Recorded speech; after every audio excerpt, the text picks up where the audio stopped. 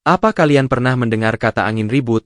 Angin ribut merujuk pada angin yang sangat kencang dan sering disertai dengan hujan lebat, petir, atau cuaca buruk lainnya.